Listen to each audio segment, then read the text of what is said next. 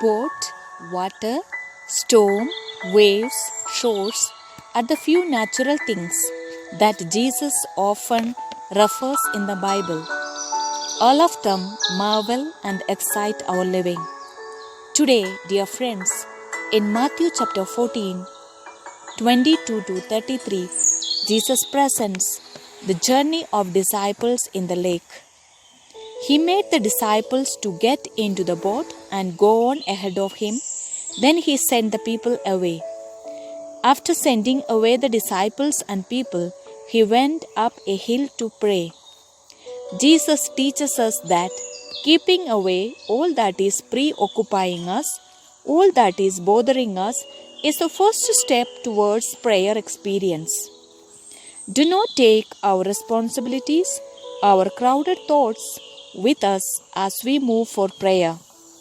Instead, unload all our concerns, the people, the works, and our plannings.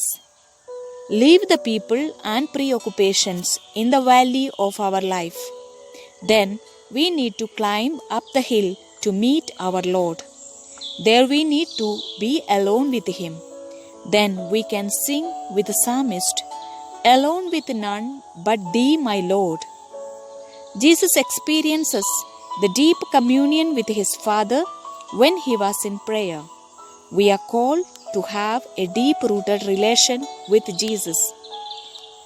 As Jesus was praying, the disciples in the boat tossed about by the waves. The wind was blowing against them. They were rocked by the waves the whole night.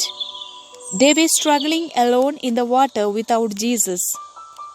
No one came for their help. Though they were expert fishermen, they could not tackle the storms and waves. We undergo certain sufferings and difficulties in our life to strengthen our faith, to make us more courageous, and to increase our self-confidence. Jesus said to the disciples, "Courage, don't be afraid." They both got into the boat and wind died out. If we bring Jesus in our life boat, all that is tossing us, all that is disturbing us, will die out and vanish away. When Jesus comes inside the boat, the whole scenario changes. When we have Jesus with us, there will be changes in us and around us. A carpenter saves a fisherman from sinking. It looks so funny. Peter, who was an expert fisherman, asked Jesus, a carpenter, to save him from sinking. Peter knew swimming, then why did he ask Jesus to save him? Sometimes we think that we know everything and we go failing in the mastery. Then someone else whom we think cannot come into our life lead us, save us, and guide us. When our intelligence, our skills, our profession, our efficiency fails, then God will come to our aid through unexpected and least expected persons.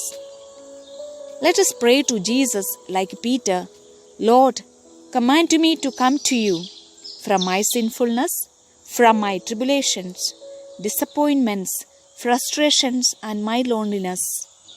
Surely Jesus will. But we need to keep our focus on Him alone. Otherwise, we may sink down in our life. Amen.